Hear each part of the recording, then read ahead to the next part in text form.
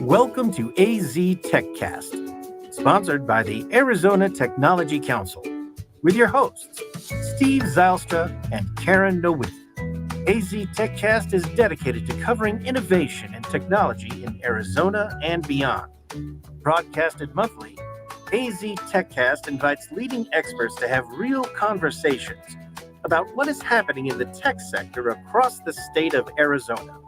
From regional news to innovative startups, companies, and emerging technologies, AZ TechCast covers the critical issues and economic trends propelling the state's growing tech ecosystem.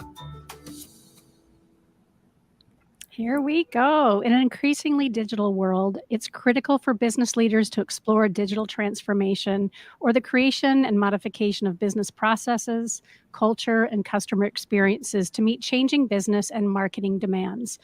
But where do we start? Welcome to Phoenix Business Radio X. I'm Karen Nowicki, president and owner of Phoenix Business Radio X, and I would like to welcome to you this episode of AZ TechCast, sponsored by the Arizona Technology Council. AZ TechCast is dedicated to covering innovation and technology in Arizona and beyond. Broadcasted monthly, AZ TechCast invites tech and business experts to have real conversations about what's happening across the state of Arizona. AZ TechCast discusses the critical issues, topics, and trends propelling the state's growing tech ecosystem. So please join me in giving a warm welcome to today's featured guests. We have Kristen Harder, Digital Marketing Manager with Zorro Sign. Welcome, Kristen. Hello, thank you. I sure wish you were sitting by my side. We'll have to have you back on to do that. I know, next time for sure. And Steve Irons, president of Doc Solid. Welcome, Steve. Hi, Karen. Thank you. And where are you joining us from? I'm joining you from Phoenix, Arizona on Central Avenue. Excellent. So not too far. That's our headquarters, yeah. That's very good. A little further than a stone's throw, but not too far. And Tiffany Ma, Senior Solution Consultant at OneStream Software. Welcome, Tiffany. Thanks, Karen. Thanks for having me. Absolutely. And where do we have you buzzing in from? I'm currently in Boston. All right. Well, outside of Arizona. That's okay.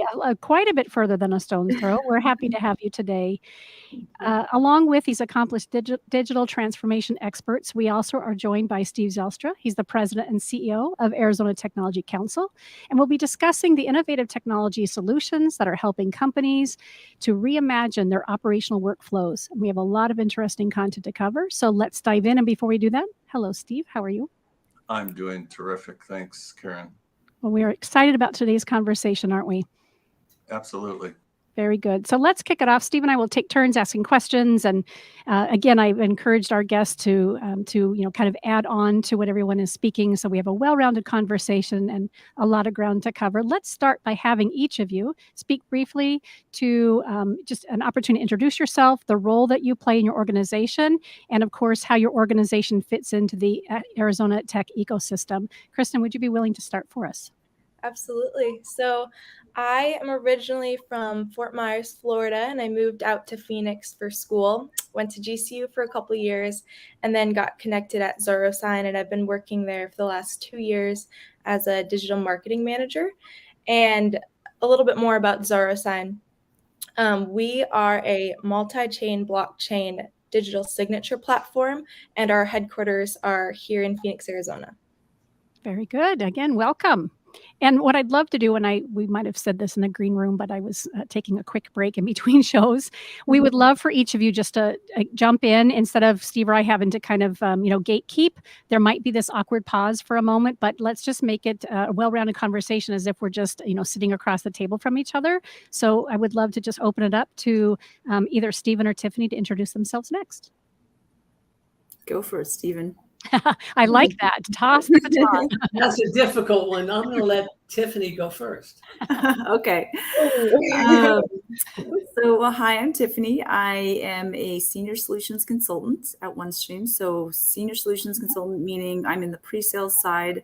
So when a customer comes to us and says, we're looking to purchase a solution to help us manage either accounting, finance, anything under the Office of Finance, a solution, can we take a look at your software? I'll come and show them our software, to talk to the value benefits of it. OneStream software is at a very high level. It basically just enables finance groups within an organization to help better manage their decisions. Okay, can't get out of this, Stephen. Your turn. Okay, it's my turn. I'm Steve Irons. I'm president and founder of Phoenix-based Doc Solid. I'm an Arizona native, went to grade school, high school, college in Arizona. I've moved away, but I've been back for about 30 years, and we're happy to have our company headquartered here in Phoenix. We have employees around the country, but about half of our employees are based here in Phoenix. Doc Solid makes digital mailroom solutions for the law firm marketplace. And Steve Zylstra, we always want to give an opportunity for you to introduce yourself and tell us a little about Arizona Technology Council. Thank you, Karen, and thank you to our guests for being on today. We really appreciate it. I'm Steve Zylstra, President and CEO of the Arizona Technology Council. We're a statewide technology trade association representing over 750 member companies. We do public policy advocacy on behalf of the tech ecosystem. We do about 100 to 150 events a year. We negotiate lower cost products and services for our members, and we publish a lot of products, including our magazine Tech Connect and our monthly newsletter Tech Doc. Steve, before we jump into our next question, and maybe this might be an entry point to it, why this conversation today? When you're out there advocating and working with the companies that you do that represent our ecosystem, why is it important to have these three professionals with us today? Well, I think, we've been talking about digital transformation in this country for the last decade or more. But I think you'll hear from our experts today, it really was accelerated as a result of COVID. Without the technologies we're using today for this podcast, business would have stopped and would have had a tremendous negative impact on our economy. So I think, technology is about improving our lives in some way, shape, or form. And that's what digital transformation is about, moving away from, paper and pencil and using digital means for all business related activities. And so it's a critical part of the tech ecosystem. These are tools that are used by not just technology companies, but every company today. So this transformation is really critical, and it's really an epoch in our society, if you will. And I hear it more and more that companies, again, for profit, not for profit, admitting and saying that they are a tech company. They have to be a tech company, to some degree because of everything that you've just shared, Steve. So again, we thank Steve's team for bringing you all together. So let's talk about that. How would you define digital transformation, each of you? And why is it important for companies to explore it to future-proof their continued growth and success? I can take that one if no one else is going to go in. So, digital transformation to me is a technological and a business process change, right? It's a transformation. Today, this day and age, there's more data available at our fingertips. And so businesses need to be able to access and analyze this data through either business systems or improvements, right? And that's through this data transformation. And so coming from my background, right, within the office of the CFO, in the past, it dealt with only accounting, budgeting, and reporting functions. Primarily, it was done through Excel spreadsheets or outdated, disparate legacy systems. And because the old processes were so inefficient and disconnected, most of the time spent by financial analysts was collecting, cleansing, consolidating that data to produce reports. Now, with a solution like OneStream or any modern digital technology, right, we have all the processes in one place So we have the ability to bring in the more accurate and real-time data. And so now financial analysts are no longer spending their time doing the busy work of collecting the data and creating the reports. They're now letting OneStream do that for them. And they're spending time doing more value add things like analyzing the data, right? Or modeling out various scenarios to be prepared to quickly report to and adapt to changing times. So today, the Office of the CFO is strategically involved with the rest of the business more than ever, as opposed to just siloed into the accounting, budgeting, and reporting pieces, right? We have quite a few customers in Arizona, but two big customers are Freeport McMoran, which is a leading international mining company with headquarters in Phoenix. A second big one is Avnet, which is a distributor of electronic components, also based in Phoenix. But the two main themes of these customers of ours is once they, before OneStream, they had lots of manual work that was spent doing that, work in Excel and these old legacy systems. And now, as I mentioned before, they're now spending time doing these value add activities, and they're letting OneStream automate the work and get and cleanse the data, to report, to run the calculations. It's their lives are just much better for these businesses, right? Freeport, more interestingly, is that international mining company. Even though they're headquartered in Phoenix, they're now actually managing their mines across the globe. So you can imagine how difficult that would be and how slow that would be if they were trying to do that using Excel spreadsheets that were sitting on someone's local computer, right? Mm-hmm. Yeah, thank you.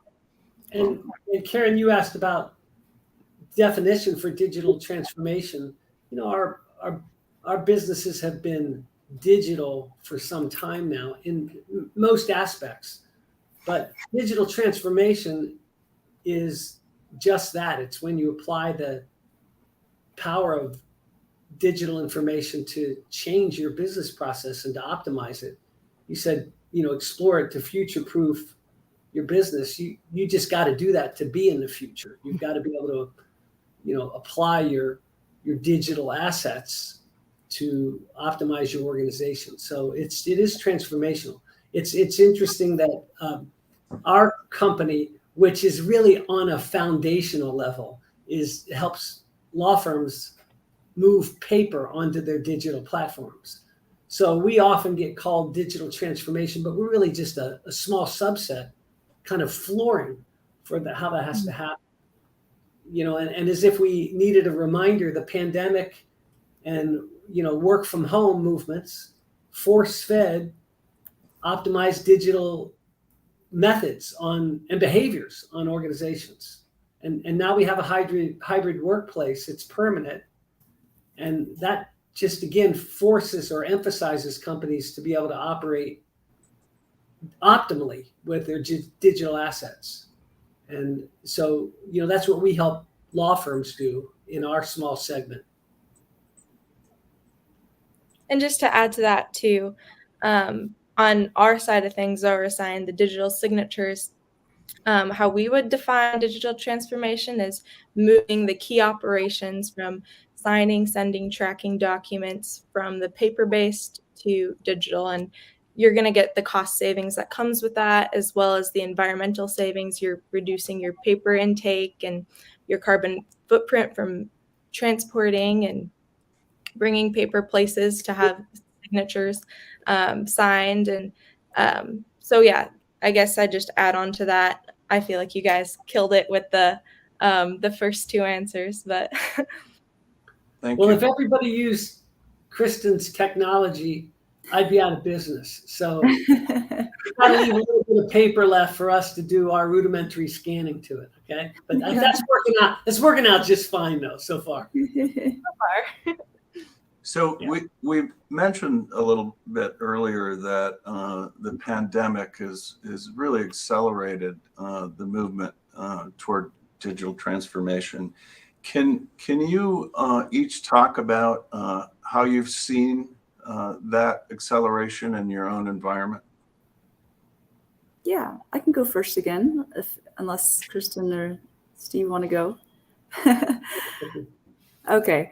Yeah. So, in the past, I've seen that any company that's faced change or has grown has really always had a need for digital transformation, right? And to me, that just means modernizing your technology and processes, removing the manual work, right? But with the pandemic, as you said, Stephen, this has brought on a slew of global economic of disruptions, right? It's the global economic changes, the supply chain, the inflation, the geopolitical challenges, the looming recession, the list goes on, right?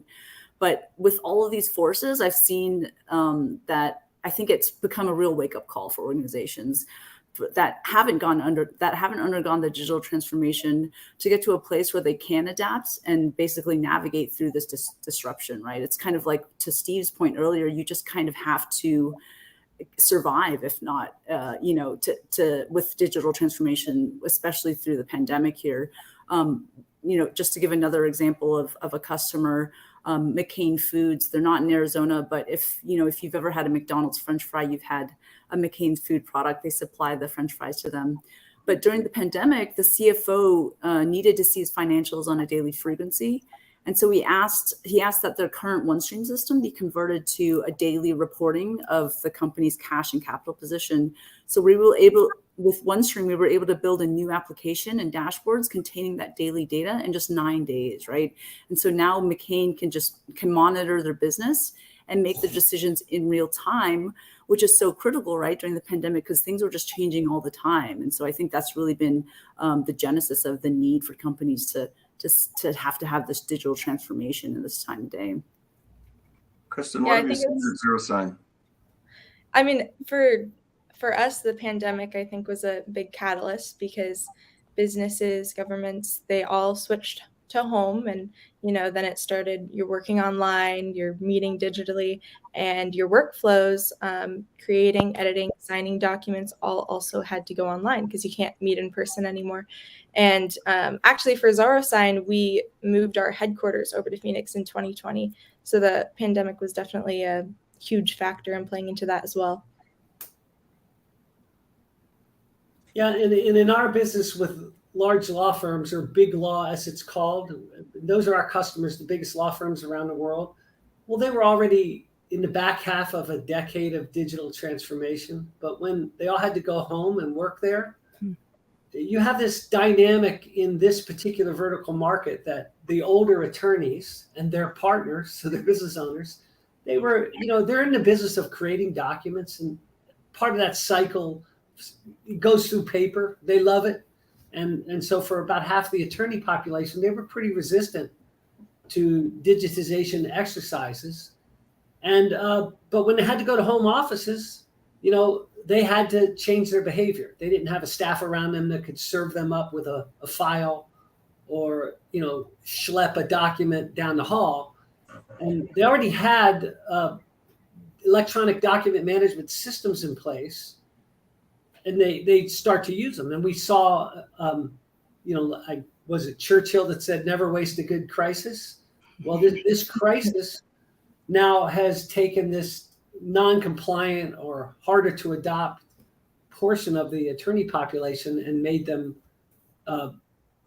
more digital in their behaviors. So early on in the pandemic, we had big law firm customers who, didn't know what to do yet. And attorneys would literally drive into town, and somebody would meet them, some essential worker would meet them at the curb with a file.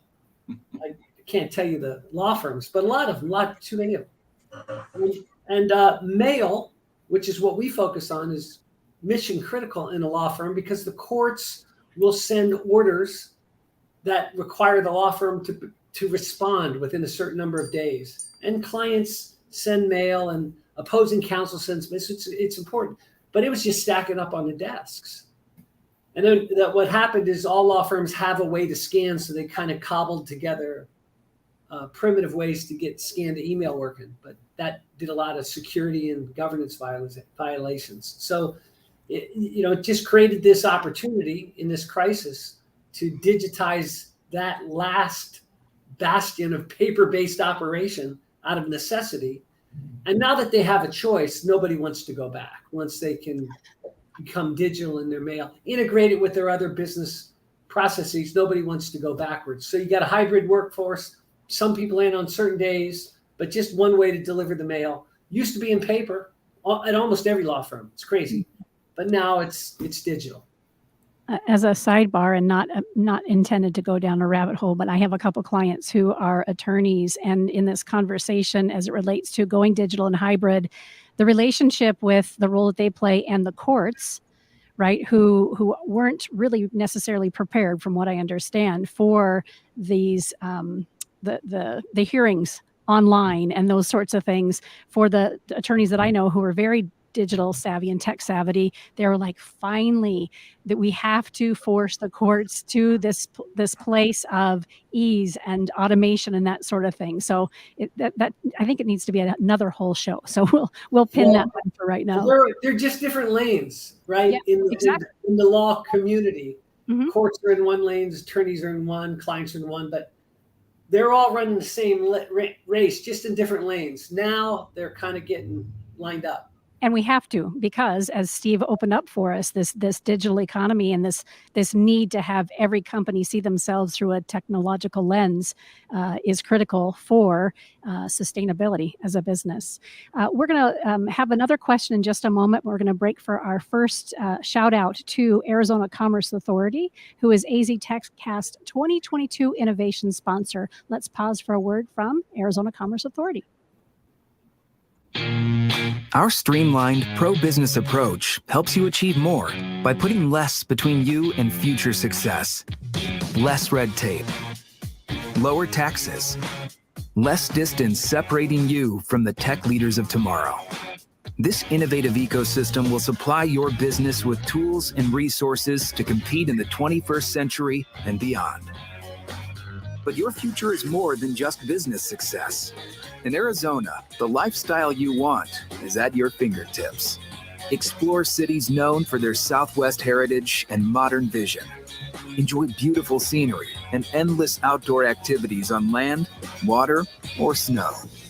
And if you're looking for a little friendly competition, we've got plenty of teams to choose from. With constant sunshine, vibrant culture, and natural wonder, Arizona provides a style of living that's entirely unique. People from all over the world call our state home. From student leaders who fill the classrooms of our top-ranked universities, to a skilled and abundant workforce that's ready for what's next. To the neighbors, friends, and peers we interact with daily, Arizonans are united by a pioneering spirit that moves us forward. So as you look to the future, know that it's filled with the perfect balance of innovation and high-quality living that makes life better here.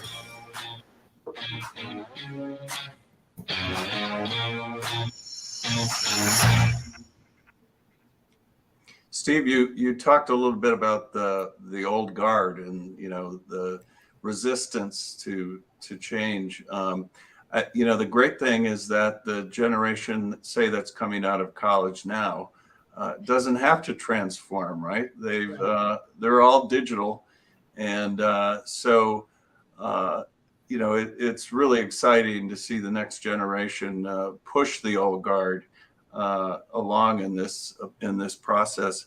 I wanted to give each of you an opportunity to talk a little bit more about the solutions each of your companies provides, and moving us away from pencil and paper to all digital. So whoever wants to start, you've talked a little bit about this in the course of our discussion so far, but any more details you want to share with us about your particular product and service? Yeah. So ZoroSign, we are a digital signature platform. And so the very idea of moving people from paper to digital is kind of what we stand for. And so in terms of the solution that we offer, it'd be the whole company. But also the other things that we have added on that I feel like give people a peace of mind in signing digitally is we have our entire architecture is built on blockchain. And so we have that added privacy and security aspect. And we started from the ground up with the priority of prioritizing other people's privacy and security when signing digitally. And so, yeah, I think that those would be the two solutions. And we have AI, ML, and other technology stacks that we've added in helping with this. I bought a new car and switched banks during all of the pandemic and recently, and never met people on the other side, right? It was all done, all my signatures, all the in secured situations. So is that, Kristen, that's the kind of work that you guys do? Who do Yeah. you specifically? Yeah, we do digital signatures. In terms of the people who use us, it's anyone who needs to sign documents. So we see a lot of the early adopters are people in the finance industry, law firms, as well as real estate, IT companies. Hey, Kristen, can you educate me a little bit about the value that blockchain foundation brings to your solution? Yeah, absolutely. Good question. Yeah, so blockchain essentially is a decentralized database. So instead of having a centralized database, all of your information stored in one place, say it were to be hacked, they have access to all of your information. Whereas with blockchain, it's blocks of data chained together. And so say somebody hacks in or changes a comma on one block of data, you're going to be able to go back and see exactly who changed it, when they changed it, where they changed it, and it's going to be recorded in the blockchain. So that's my short answer from a marketing perspective, but I hope that clears it up a little bit. So is it like secure auditability, basically, through the blockchain security? Blockchain is very secure. Yeah, it's one of the most secure ways to maintain data. Some people refer to it sort of as a digital ledger, and it's really transforming business and industry. They're using it in all kinds of applications. Imagine someday when, for instance, everything related to your identity, your passport, your driver's license, your marriage license, all of that stuff could be on a blockchain. And, you could get access to it anywhere, anytime. Again, it's digital and it's in these blocks, and no one else can tamper with it. So it's really cool technology. Steve, what about we've heard quite a bit from you about what you do for law firms, but anything further you want to add? Well, I'll just double down a little bit on what Kristen said about security, because as we become more digital, we have to be looking over our shoulders at security issues all the time. And in law firms, also governance, chain of custody, who has been in possession of a digital item and such. So our digital mailroom solution for law firms, we built it during the pandemic. We woke up in March of 2020 and said, wait a minute, how are they going to get the mail out? They used to have a mailroom with clerical staff that would get the U.S. postal mail and the FedExes today, and they'd sort them, put them in wire baskets on wheels, and roll them out through many floors of the firm. They do that around the country and around the world. But the people weren't in the office anymore. So obviously this needed to be scanned and then sent to the recipients. But after the scanning happens, our software takes over. Some mail might be addressed to an attorney, but that attorney doesn't get her mail. It goes to an assistant. Might be a legal matter. That's what they call them, a matter. And there might be a matter team that needs to know this court order just came in. So the software would know to send a notification to everybody on the matter team. Essentially, the clerical workers can kind of do what they were doing before. It keeps it clerical, but the software and the workflow around it is built to satisfy a law firm. So if a mail item needs to be calendared because it has to have a certain response date, it goes to a function in the law firm called docketing. Mailroom doesn't have to know that. Our software knows that, and the docketing function gets a notification that mail item is there. But the big thing that we do that's different from a security standpoint is when law firms were kind of doing an Apollo 13 and saying, okay, how do we get something done? How do we get something scanned in the early days of the pandemic? They would just walk over to their scanning copiers and they'd scan something as an email with a PDF attachment. But that has a lot of security problems with it. So if that PDF that's been scanned as a mail item and it contains sensitive client information or HIPAA information, things that just can't get out, it's really loose when you send it out in an email system. So we're integrated with the firm's electronic document management software. It's where they keep their stuff, and we put mail directly into the market leading document management software solutions that are out there. That's what these law firms are running. So we're actually putting it where it's going to end up from the get-go. And we just have integrations with all of those different software companies that create a daily mail folder for each user in their system. So, we had to write this, we had to integrate with those other solutions. But in the end, what we have is a more efficient, but also a vastly more secure method of delivering the mail digitally. And so that security aspect of things is a crucial part of what we take care of in our digital mailroom.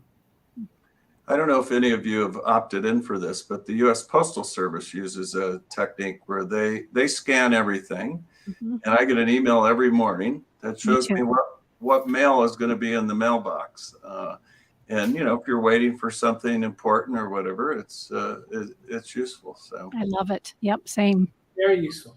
Then just imagine that they had a bunch of people that could also open them up and scan everything that was inside. You're getting a lot closer to where it needs to be for a law firm. But law firms do the same thing. Law firms might tell the mailroom, if it says confidential on the outside of the envelope, we don't want our clerical staff to open that up. So they just send an image of the outside of the envelope, and then the software has built into it an opportunity for the attorney to click a button and say, yeah, go ahead and open that and scan it to me. Or don't scan that, go deliver it to my desk. I'll be in on Tuesday. In other words, a way to reconcile the portion of the mail that they can't open, and they're only going to scan the outside of the envelope, like U.S. Postal Service does. Cool. Tiffany, what about OneStream? Yeah, so OneStream is not as applicable to daily lives as Kristen and Steve's examples are. Again, it's kind of a niche area, but just at a high level, we call it corporate performance management. It's basically just, as I said before, enabling finance groups to help the businesses make better decisions. So I'm going to take your question of what our company does and kind of take it a step further and say explain a specific feature that helps our customers. So for most companies right now, mid-sized to larger, it takes finance and accounting users time to gather your information from various sources, cleanse it and aggregate it up into a view of the business to have the information to be meaningful and to help leaders make business decisions, essentially. It normally goes through a process of taking all of your systems like your subledger. I'm going to go into kind of accounting technical terms, but you're taking transactional detail like your point of sale systems from maybe a restaurant or business or invoice detail. And then it aggregates all that up and consolidates all that information into a general ledger. So Stephen, you mentioned the blockchain being a digital ledger, right? It's same concept. It's bringing all that transactional and operational information to this consolidated view. Then that feeds into either Excel or another system that has to then get that information into a digestible format to where you're looking at your business in a way that you run it, meaning you're now able to see it in a holistic view of your business by customer, by your products, by your regions, right? And this generally happens on a monthly basis. We call this a month-end close process. And so imagine having to wait until the end of the month when the close is complete to be able to understand how your business is doing and how you're able to dictate how to run it. So with the technology that we call Analytic Blend in OneStream, we're now able to take those source systems like those point of sale systems or the invoice detail systems, and we're able to bring it directly into OneStream. So you're basically bypassing those middle layers of that general ledger or the Excel files or other systems. And so instead of having to wait until the end of the month, they're able to analyze and compare how their key metrics and KPIs are pacing against their run rates for the month. And so we're able to do this on either a weekly or even a daily basis before your month end close. And so businesses are now able to be more agile and can adapt to environments that are changing all the time, especially during, let's say, a pandemic, right? And so at OneStream, we've termed this financial signaling. So this means the business is basically getting a continuous pulse of the business on an everyday activity. And so instead of having to react at the end of the month after receiving those numbers, they're now able to proactively take action ahead of the month to continually drive your performance. A couple of examples: BDO is a big global assurance, tax and advisory services group. They are able to bring in, just to give a little bit of context, 10 million records nightly into the OneStream. And so that then is transformed into 30 to 40 million rows of data. And that ultimately ends up in 300 trillion cells of intersections. So that's a lot of data. And you're doing that overnight in a couple of hours. And the next day, the users are able to see in a dashboard or report all their numbers from the previous day, which is pretty cool. That's a great use case. The tool provides an opportunity for managers and leaders to make real-time decisions in their business, not having to wait until it's too late, which is after the month close. Yep, exactly. You got it. Let's switch gears here for a minute. What obstacles do businesses, governments, and individuals face in moving to digital operations? We talked briefly about it when I mentioned the courts and those, businesses running alongside each other. But let's open it up to everyone. What obstacles do businesses, governments, and individuals face in moving to digital operations? I think generically, adoption is a big one, and that was what we were talking about earlier with the courts, but also even in Kristen's business. If you're going to do digital signature in a transaction, both sides need to agree that that's going to be the way it's going to get done. That's why it took so long for digital signatures to take root in the mortgage business. If I've got a cool way to close a mortgage, but the party that's buying the house shows up and sits down and wants to sign a bunch of things and walk out with the paper, well, you've got to accommodate them. So adoption happens when you get all the parties in the transaction that are ready to make it the digital leap. And so I think adoption is kind of a big generic one. And I'd say the other one too is governance. A lot of these new things that we do require some sort of certification approval by either internal security and governance folks or outside policy folks from the government itself to, say this is acceptable. Yeah, to add to Steve's point, right, the governance point, I think it's a lot of effort, right? It takes a lot of time, money, resources. That's why it's a transformation. It's not just a simple project. And so, yeah, I think that's tough. And then obviously people are just resistant to change in general. It's scary for people. Oftentimes in our area, people think maybe they're going to lose their jobs just because we're digitalizing things, but that's not true, right? I spoke about it before with our financial analysts. We implement a system and move off of these manual offline Excel spreadsheets. They're not losing their jobs. They're actually just spending time doing more value add things or more fun things, right? They're being able to be strategic with the business and analyze their numbers as opposed to just number crunching or like be known as bean counters, right? As accountants are sometimes known for, but that's not the case at all. So. Or you create more jobs with a healthier economy because you don't need more coal mining jobs, right? You need more jobs in better ways to power things. So, this is table stakes. Digital transformation is what you need to show up. But when you do that, there's a lot more jobs. And so if somebody's job is displaced, well, there's going to be a better one. That's what we hope for. Or heck, maybe work a 30-hour week. That'd be cool too. Yeah.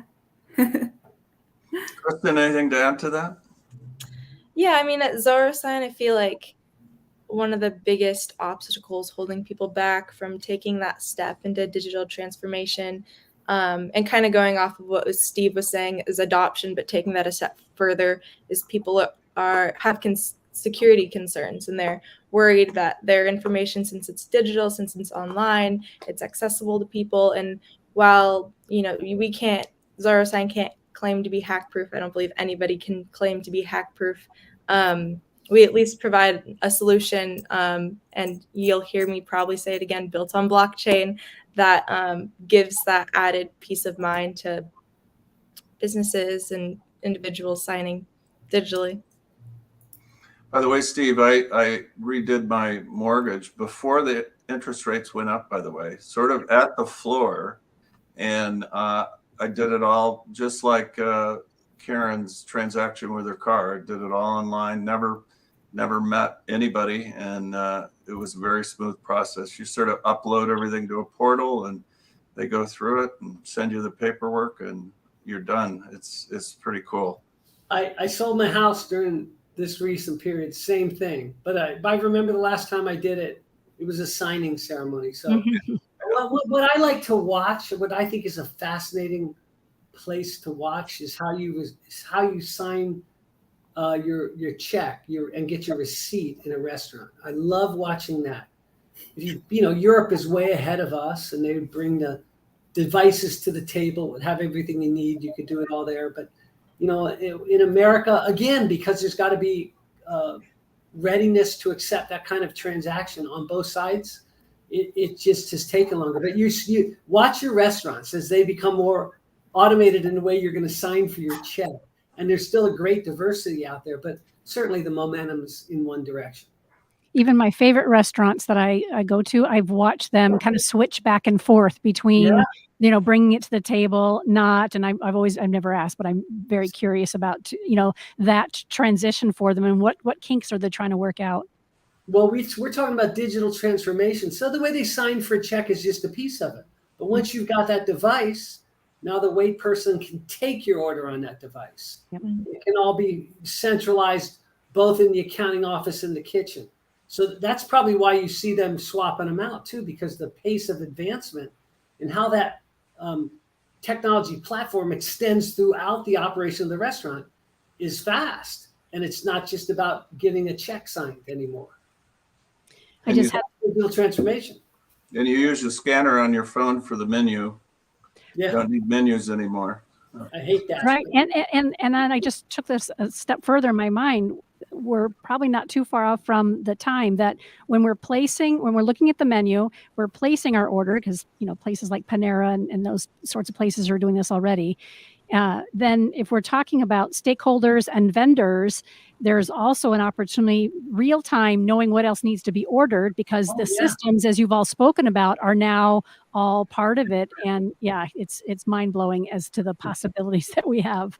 That's a good segue to my next question. And that's, what are some of the long-term benefits of transitioning to digital for companies, for society? Can each of you speak to that? Well, I'll just talk about the short-term benefits. It's called survival. which then becomes long-term. Yeah, it's better long-term if you survived in the short term. I mean, we're just talking about restaurants, small businesses that are transforming, to use digital approaches to solve their problems.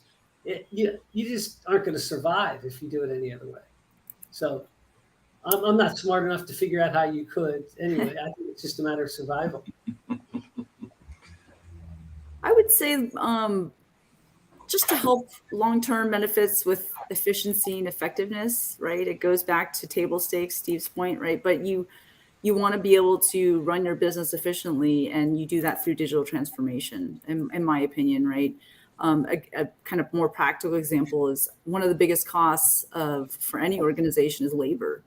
If you can plan your biggest costs using technology, you'll be able to focus on your margins and then ultimately your business, right? And, depending on your industry, the compensation calcs for your employees can be highly complex. You can have complex business or bonus structures. You can have different geographical benefits.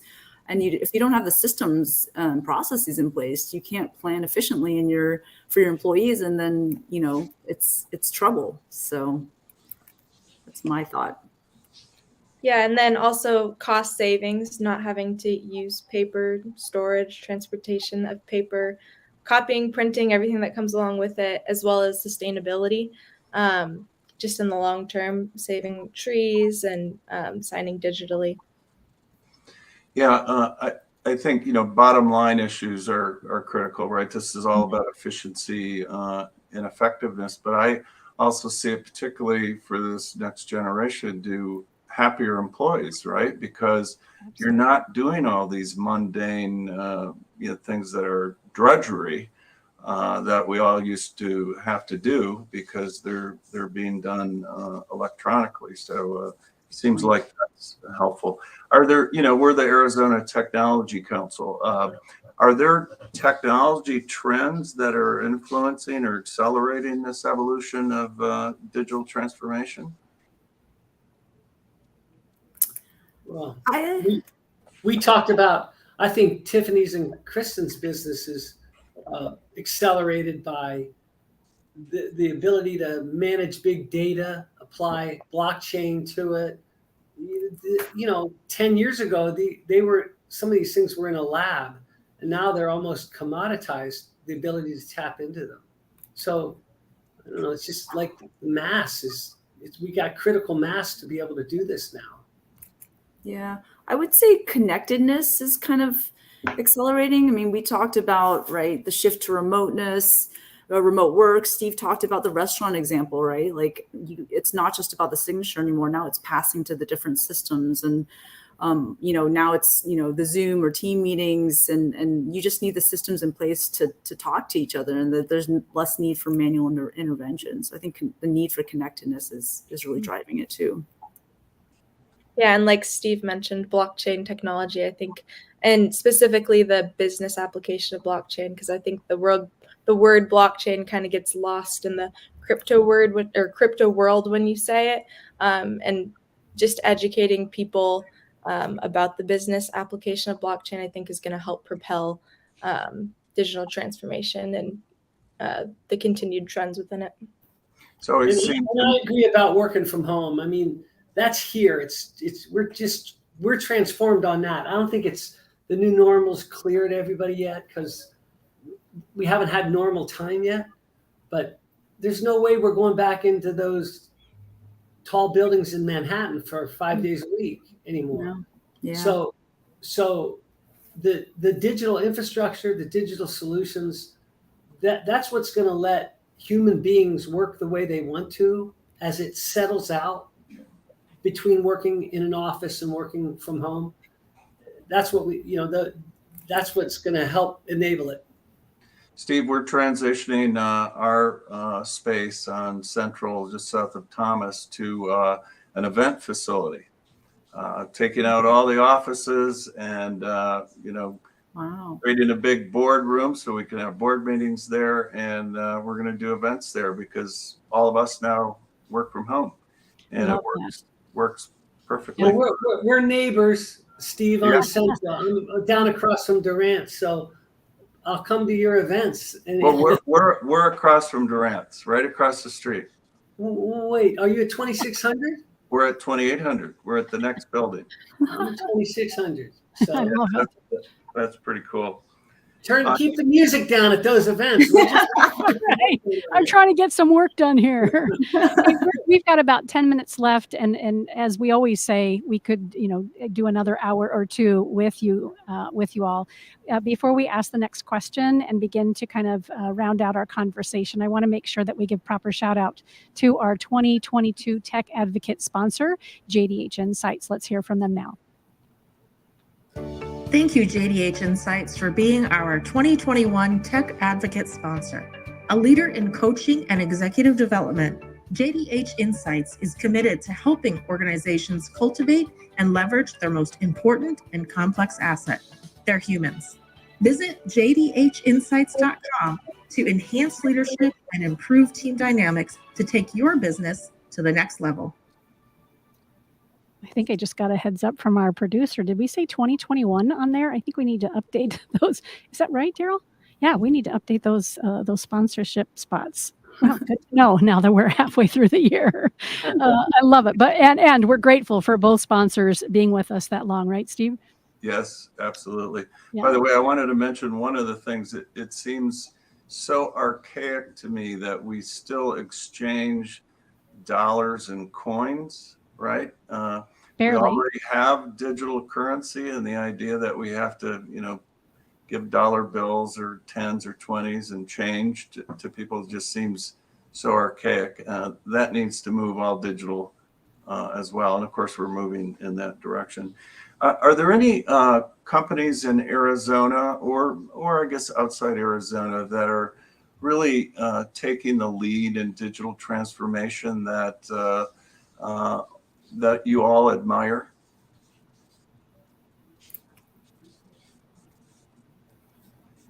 Well, I don't know who all the companies are, but I'm always kind of proud of Arizona when I drive through the miles of solar panels out there in the desert on the way to California, and I just would like to see Arizona get out ahead and stay out ahead on that front. We're running out of water, but we're not running out of sun. So yeah, we have more days of sunshine than any other state in the United States. I just saw an article today. We are still a leader in installed solar in the U.S. Maybe not in the world, but in the U.S. But we work a lot in the area of clean energy and renewable energy, and are trying to get the powers to be to move or to accelerate faster to those kinds of solutions. And all the electric vehicle companies in Arizona are members of the Tech Council as well. So a lot going on in that space, Steve. Kristen or Tiffany, solutions out there that you really admire? I would say for me, just the companies that are kind of embracing the platform idea, and that's kind of a little cheap shout out for OneStream because we are one of them. But the Salesforces, all the companies that are recognizing the connectivity. It goes back to my theme of everything needs to be connected, right? And with the platform, you have that ability to be connected and the flexibility to be able to build on anything. If you imagine like a development platform, whatever you want to build into a product, whatever you imagine, you can build into it. And that's kind of the power of the platform. And so any company that's kind of embracing the platform idea, I'm really admiring. I have no particular company in mind. I mean, companies that I admire that I think are embracing digital transformation, Google, all of the big dogs out there, and also just the early adopters who are, embracing, trying new technologies and diving into the next level security here in Arizona. But no specific ones are coming to mind here. You know what really impressed me is how both Microsoft with Teams and Zoom were able to essentially support the world and also make changes in real time, right? They had to adapt. There was a little clunky at the beginning, but how quickly they were able to adapt. I mean, they enabled economies around the world to continue to operate. And if it hadn't been for those platforms, I don't know where we would be today. So they really impressed the heck out of me. There were a lot of options out there sort of during the pandemic for doing events on platforms. I don't know if any of you experienced those. Some of those were kind of fun. We used one where you could create an avatar of yourself and walk around a expo, an exposition, and go to see speakers and so on. That was kind of fun. So a lot of innovation occurred during COVID. That's one of the things I think as we look back that will be impressive. The degree of innovation that occurred, not only to address COVID, right? The vaccines are a miracle, but also to allow society and business to continue. So those are the kinds of things that impressed me. I think the tech industry really stood tall during that time. So now we're going to ask you to get out your crystal ball. see, what do you think? What are your predictions about what we're going to see in terms of digital transformation over the next decade, say? Uh, you guys are on the ground. You get to see what's going on a daily basis, and maybe you get to see things that we don't get to see. Can you speak a little bit to what you see in the future?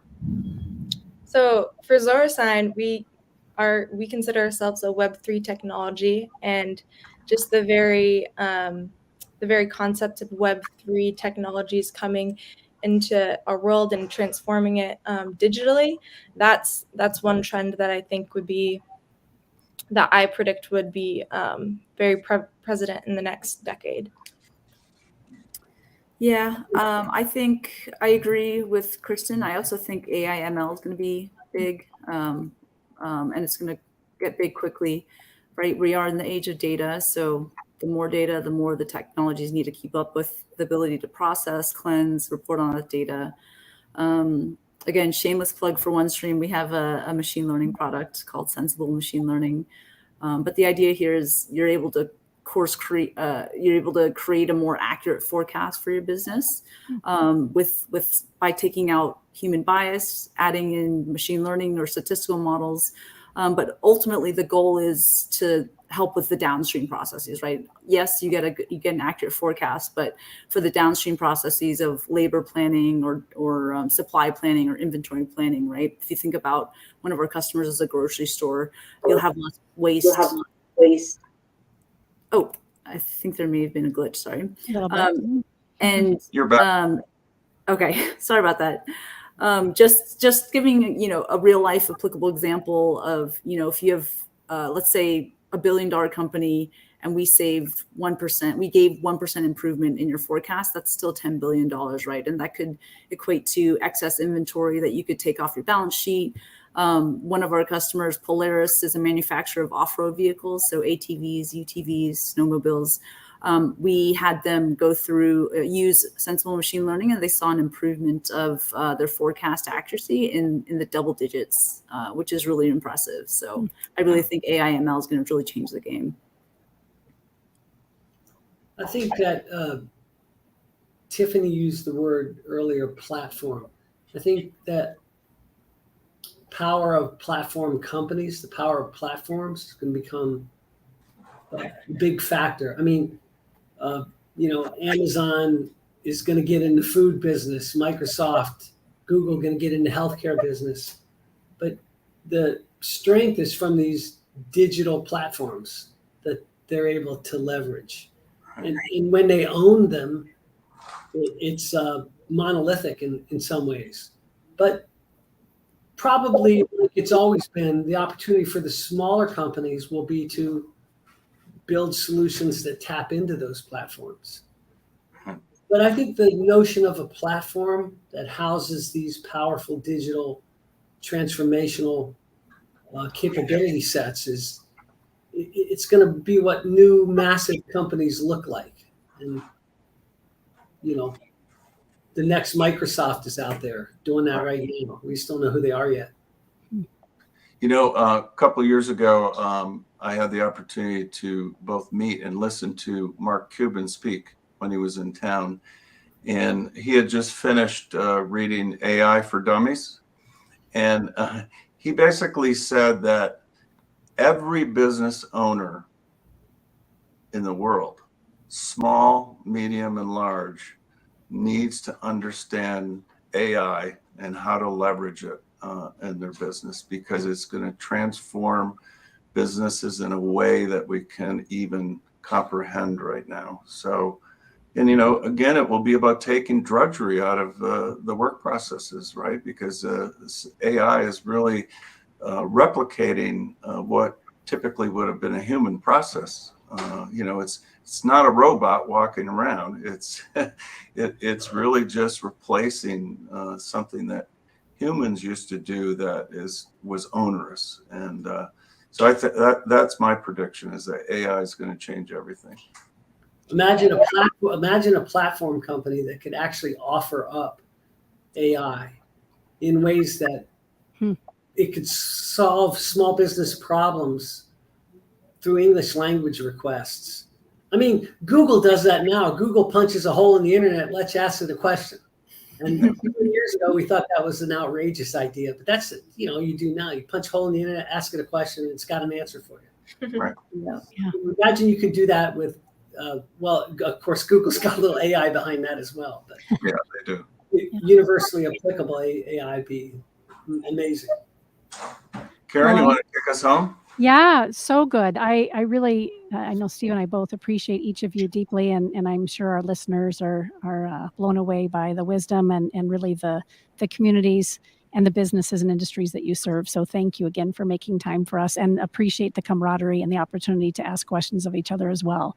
You've been listening to AZ TechCast, brought to you by Phoenix Business Radio with Business Radio X. AZ TechCast was brought to you by the Arizona Commerce Authority, the state's leading economic development organization, with a streamlined mission to grow and strengthen Arizona economy. Thank you, Arizona Commerce Authority, and thank you as well to JDH Insights, the 2022 Tech Advocate sponsor. Visit jdhinsights.com to enhance leadership and improve team dynamics to take your business to the next level. If you're interested in becoming a podcast participant or sponsor for the Council's AZ TechCast, please contact marketing at aztechcouncil.org to learn more about opportunities to further position you as a tech expert, influencer, and innovator. Until next time, I'm Karen Nowicki. Thank you again for joining us for AZ TechCast.